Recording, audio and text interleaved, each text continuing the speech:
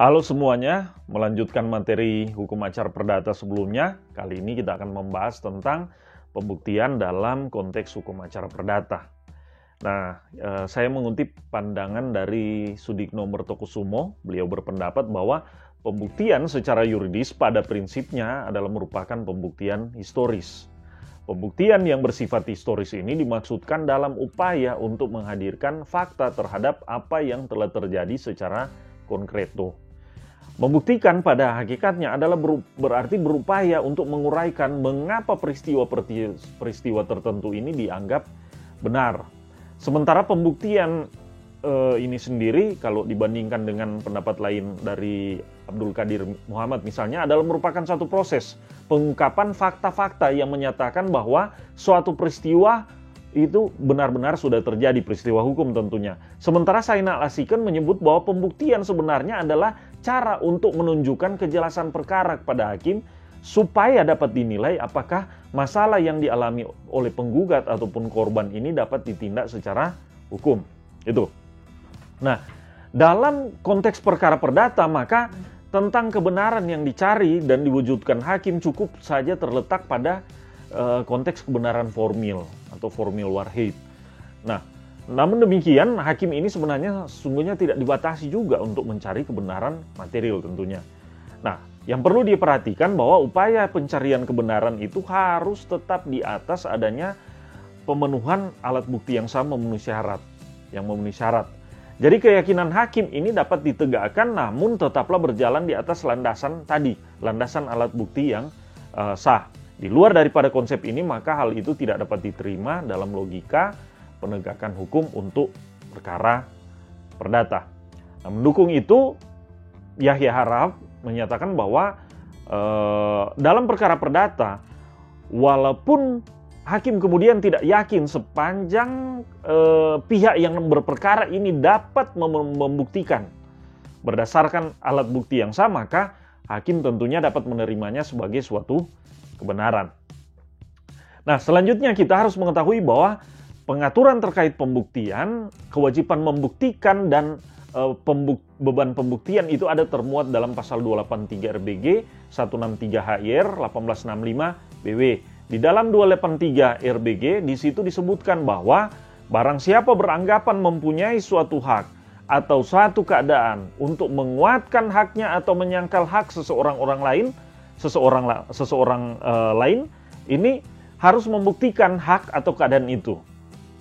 Nah, sementara juga dalam pasal 163 HIR itu dijelaskan bahwa barang siapa mengaku mempunyai suatu hak atau menyebutkan suatu kejadian perbuatan untuk meneguhkan hak itu atau untuk membantah hak orang lain, maka ia harus membuktikan adanya hak atau adanya kejadian itu.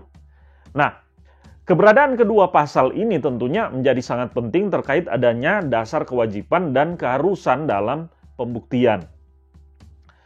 Nah, di luar dari kedua pasal yang sudah disebutkan tadi, baik dalam RBG maupun HIR, maka sebenarnya pasal 1865 BW itu sudah mengatur bahwa setiap orang yang mendalilkan bahwa ia mempunyai suatu hak atau guna meneguhkan haknya sendiri maupun membantah suatu hak orang lain menunjuk pada suatu peristiwa, itu diwajibkan membuktikan adanya hak atau peristiwa tersebut.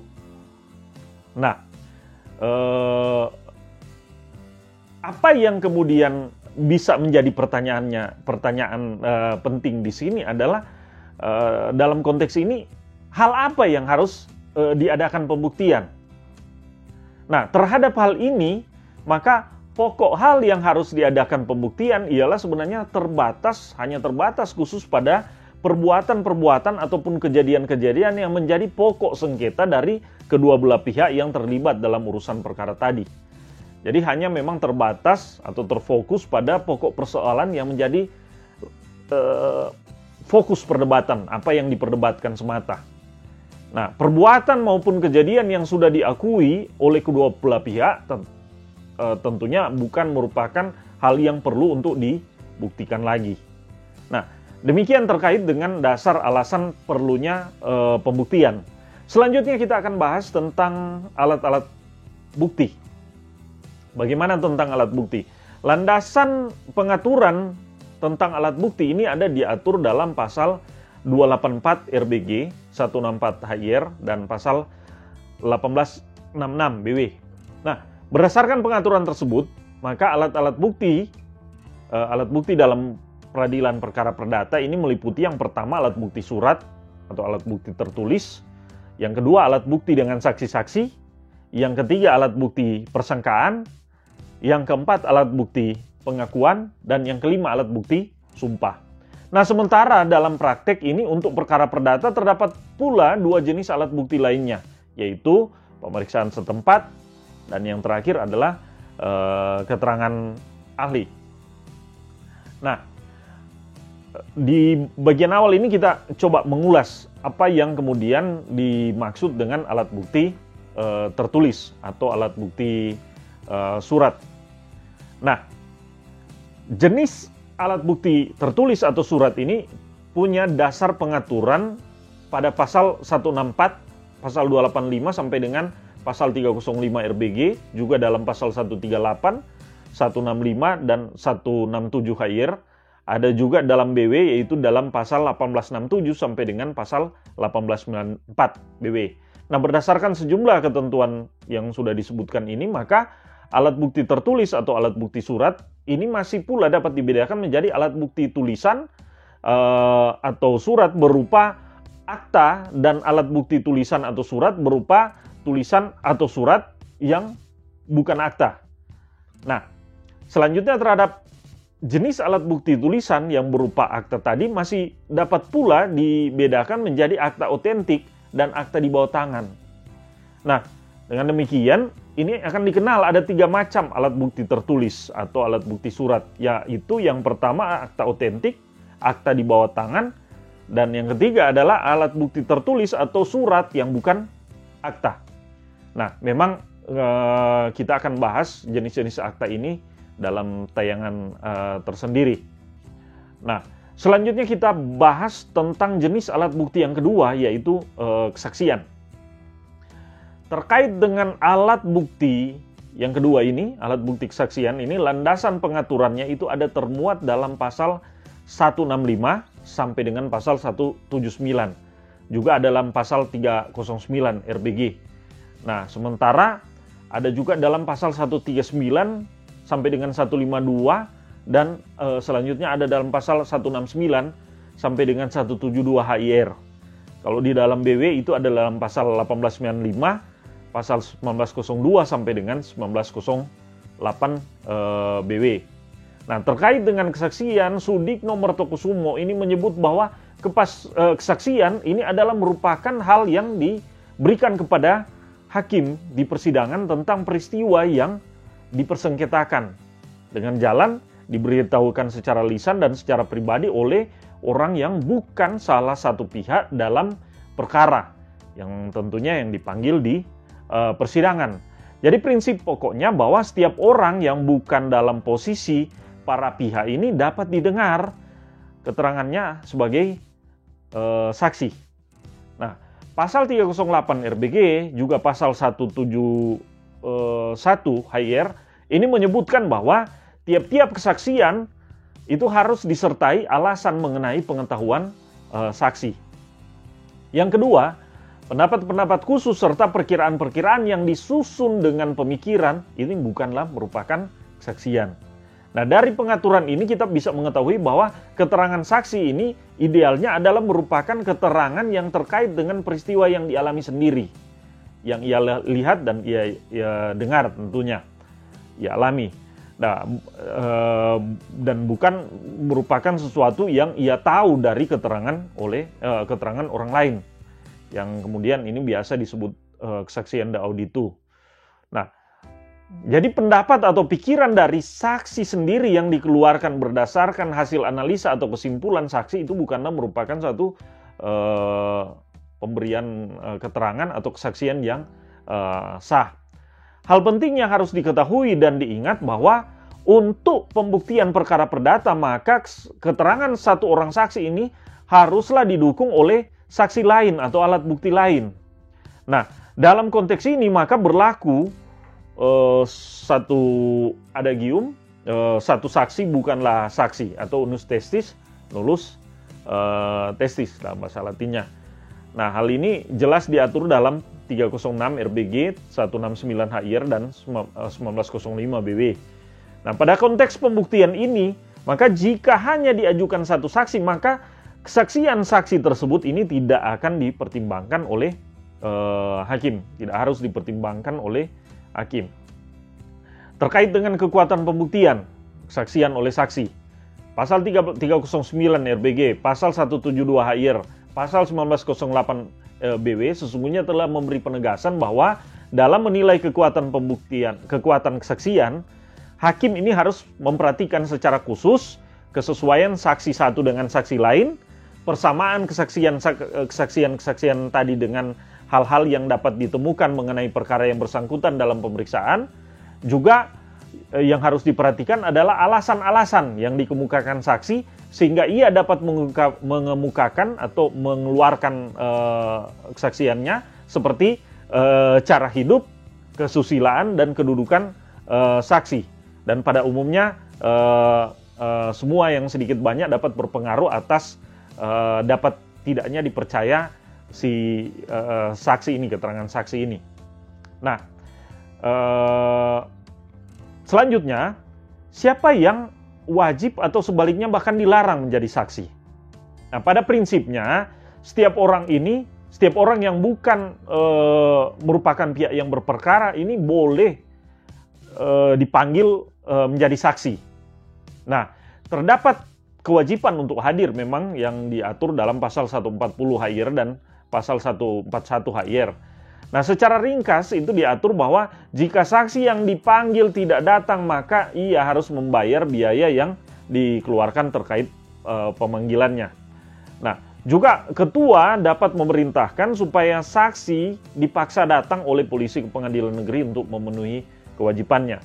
Sementara orang yang tidak dapat didengar sebagai saksi, itu pengaturannya ada dalam pasal 172, 173 RBG, 145 dan 1910 dan 1912 BW. Nah, itu meliputi yang mana? Yang pertama keluarga sedara atau keluarga dan keluarga semenda dari salah satu pihak yang menurut ketentuan menurut keturunan yang lurus. Yang kedua adalah suami atau istri dari salah satu pihak meskipun sudah bercerai. Yang ketiga adalah anak yang belum mencapai umur 15 tahun. Yang keempat, orang gila meskipun kadang-kadang ingatannya terang atau sehat. Selain itu, ada juga orang-orang yang atas permintaan mereka sendiri itu dibebaskan dari kewajiban untuk memberi kesaksian. Itu pengaturannya ada dalam pasal 174 RBG, pasal 164 HIR, dan pasal 1909 BW. Nah, orang-orang yang boleh mengundurkan diri yaitu meliputi saudara laki-laki dan perempuan, serta ipar laki-laki dan perempuan dari salah satu pihak.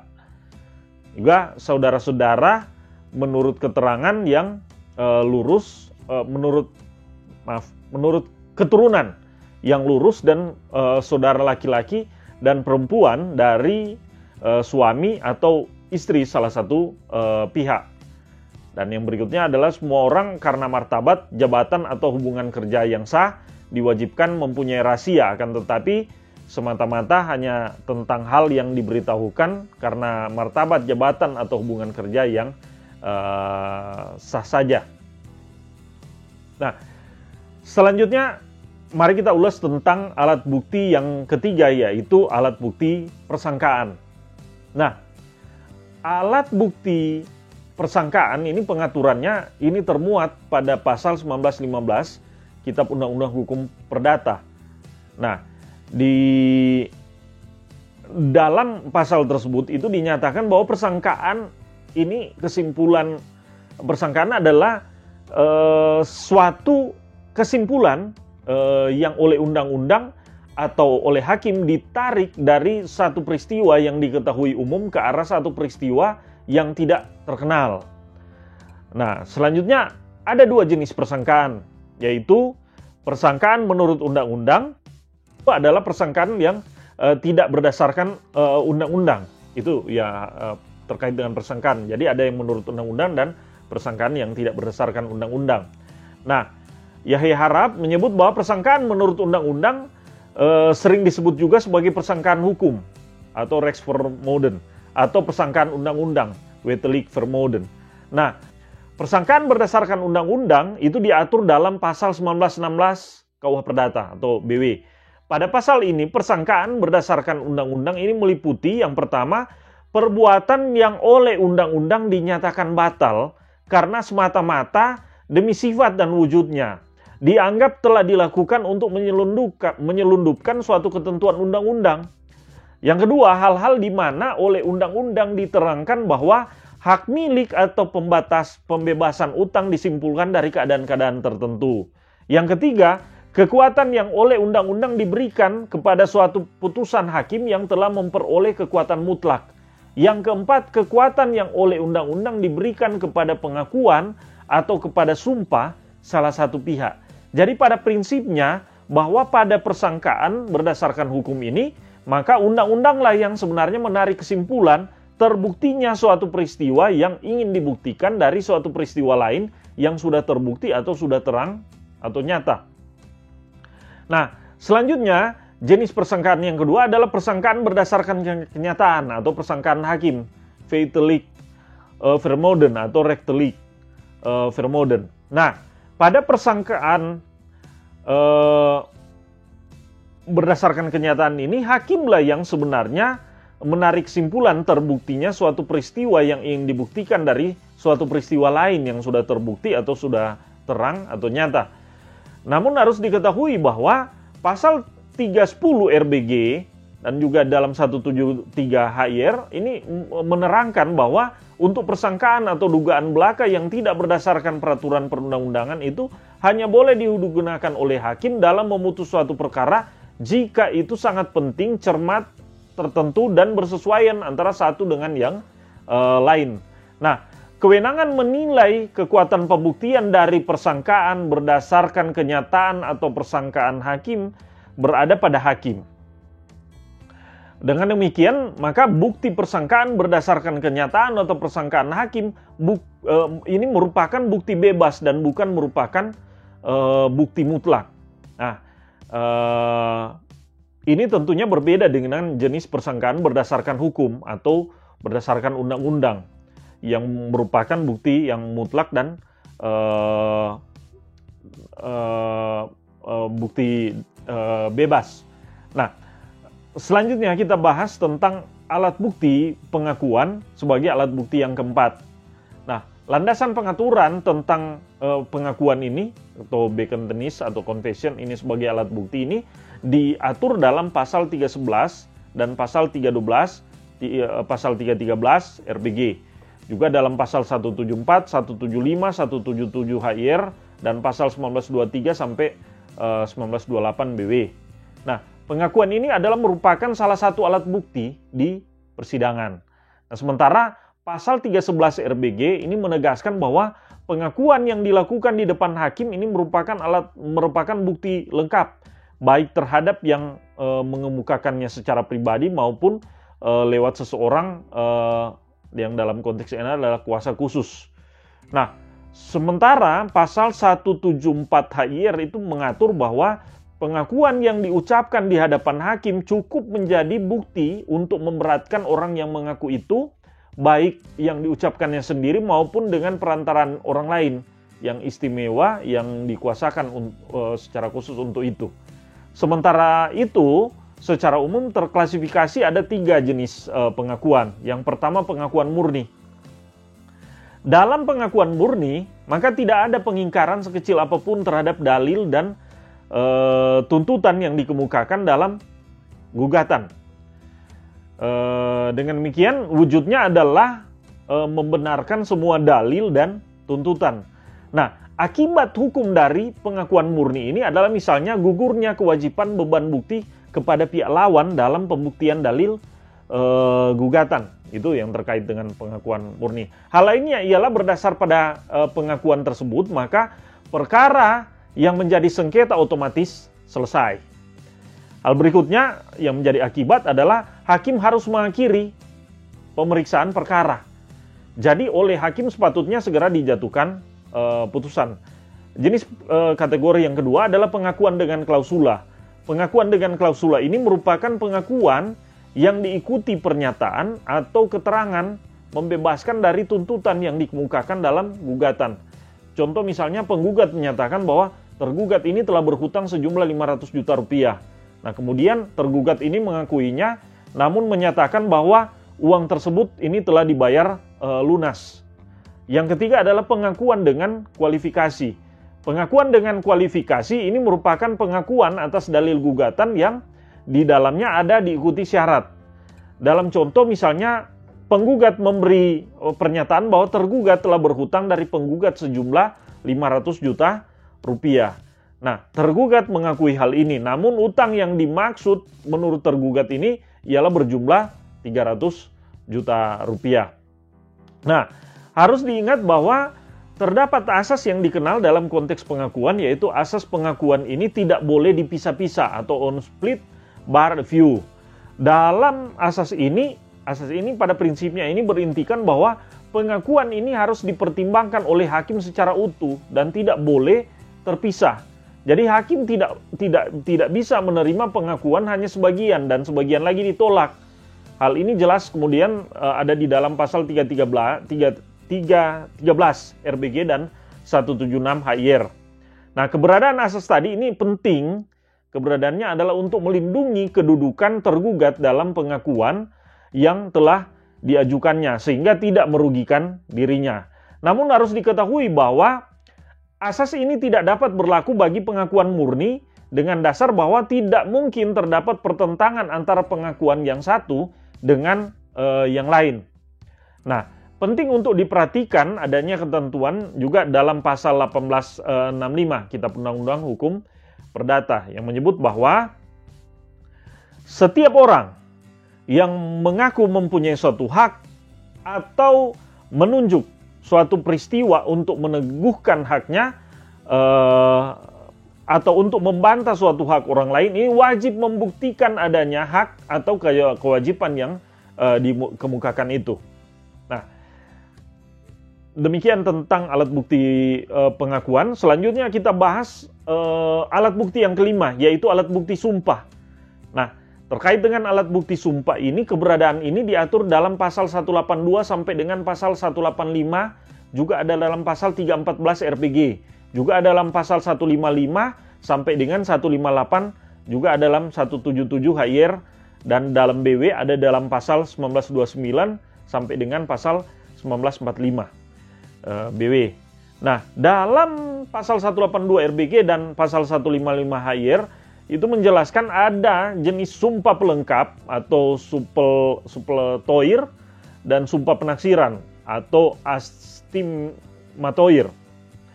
Nah, sementara itu dalam pasal 183 RBG dan pasal 156 HIR itu dikenal adanya sumpah pemutus. Nah, dengan pengucapan sumpah, maka yang mengucapkan sumpah itu dimenangkan oleh hakim. Yang pertama kita bahas sumpah pelengkap. Nah, sumpah pelengkap atau sumpah tambahan ini merupakan sumpah atas perintah hakim kepada salah satu pihak yang berperkara, supaya dengan sumpah itu dapat diputuskan perkara itu atau dapat ditentukan jumlah uang yang dikabulkan.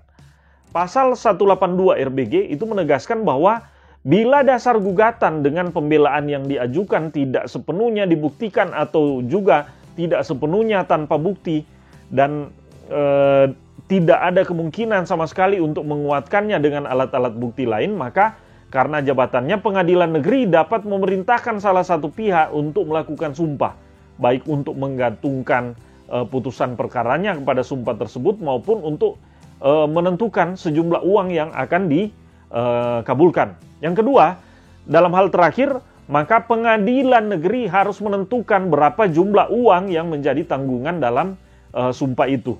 Pasal ini menentukan bahwa sumpah pelengkap diperintahkan oleh hakim karena jabatannya untuk melengkapi pembuktian peristiwa yang sudah ada, namun masih perlu dikuatkan yang dijadikan dasar putusan hakim. Nah, kepada siapa dibebankan untuk bersumpah ini sepenuhnya diserahkan pada hakim yang punya inisiatif untuk memberikan beban sumpah, membebankan sumpah. Nah, pihak yang dibebankan untuk bersumpah oleh hakim hanya punya pilihan mau mengucapkan sumpah atau tidak. Ya, hanya seperti itu. Jadi pilihannya hanya mau dan tidak untuk mengucapkan sumpah.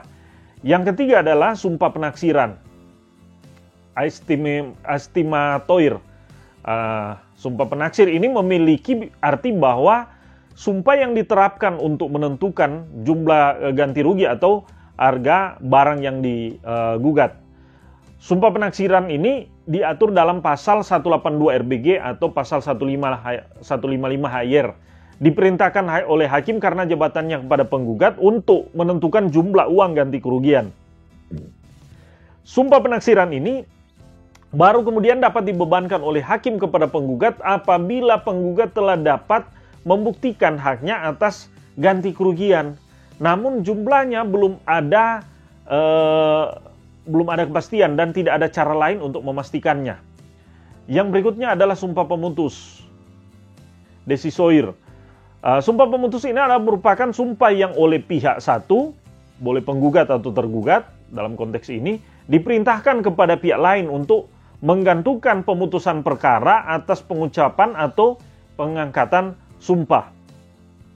Nah, dalam pasal 183 RBG ini diatur bahwa apabila bila sama sekali tidak ada bukti untuk menguatkan gugatan atau pembelaan, maka pihak yang satu ini dapat menuntut agar lawannya melakukan sumpah penentuan, asal sumpah itu mengenai perbuatan yang secara pribadi telah dilakukan oleh pihak yang dibebani oleh sumpah tersebut. Yang kedua adalah jika sumpah itu mengenai perbuatan yang telah dilakukan oleh kedua pihak, maka jika pihak yang diminta bersumpah tetapi menyatakan keberatan, dapat mengembalikan sumpah itu kepada pihak lawannya untuk melakukannya sendiri. Yang ketiga, barang siapa diminta melakukan sumpah tapi menolak, juga tidak mengembalikannya kepada pihak lawan, dan juga barang siapa yang minta agar lawannya disumpah, tapi lawannya itu mengembalikan sumpah itu kepadanya namun ditolaknya, harus dinyatakan kalah. Nah, yang keempat adalah sumpah tidak dapat dibebankan, dikembalikan atau diterima kecuali oleh pihak itu sendiri atau oleh orang yang khusus dikuasakan untuk itu. Nah, dari ketentuan 183 RBG 156 HR dan 1930 BW ini sebenarnya dapat diketahui bahwa sumpah pemutus adalah sumpah yang dibebankan oleh satu pihak kepada pihak lawannya dan tidak dibutuhkan pembuktian sama sekali. Nah, sumpah pemutus ini haruslah merupakan perbuatan yang dilakukan sendiri oleh yang diminta bersumpah. Jadi pihak yang diminta bersumpah ini dapat menolak atau menerima. Pilihannya ia dapat menolak atau dapat menerima. Nah, kalau dalam kondisi ia menolak, maka ia tentunya dapat mengembalikan kepada lawannya asalkan pihak lawannya itu bersumpah mengenai perbuatan yang juga dilakukannya. Dan selanjutnya pihak yang diminta terakhir ini tidak dapat mengembalikan lagi, sehingga ia hanya dapat menerima atau menolak. Nah, sumpah pemutus ini bersifat menentukan. Nah, demikian tentang alat bukti sumpah. Selanjutnya kita lanjut pada alat bukti yang keenam, yaitu tentang pemeriksaan setempat. Nah, pemeriksaan setempat, landasan pengaturannya ini terletak pada pasal 180 RBG dan dalam HR ada dalam pasal 153. Nah, dalam ketentuan itu ditentukan bahwa ketua jika dipandangnya perlu atau bermanfaat dapat mengangkat satu atau dua orang komisaris untuk dan dengan dibantu oleh panitera mengadakan pemeriksaan di tempat agar mendapat tambahan keterangan. Pemeriksaan setempat ini tidak termasuk salah satu alat bukti yang disebutkan dalam pasal 284 RBG, pasal 164 HR, dan pasal 1866 BW. Jadi memang tidak termasuk. Pemeriksaan setempat tidak tercantum sebagai alat bukti dalam 164 283 RBG 1886 KUA Perdata tadi, tapi hasil pemeriksaan setempat ini sesungguhnya adalah merupakan fakta yang penting yang kemudian bisa jadi dasar oleh hakim di dalam konteks persidangan. Dia bisa punya daya kekuatan mengikat bagi hakim. Jadi walaupun tidak ada, tapi tidak ada pengaturannya di dalam pasal-pasal yang ditentukan tadi, tapi ini bisa dijadikan dasar untuk memperjelas letak, luas, batas-batas dari objek sengketa. Demikian ada dalam jurisprudensinya di tahun jurisprudensi dalam putusan Mahkamah Agung di tahun 83. Terakhir ialah keterangan ahli sebagai alat bukti yang ketujuh.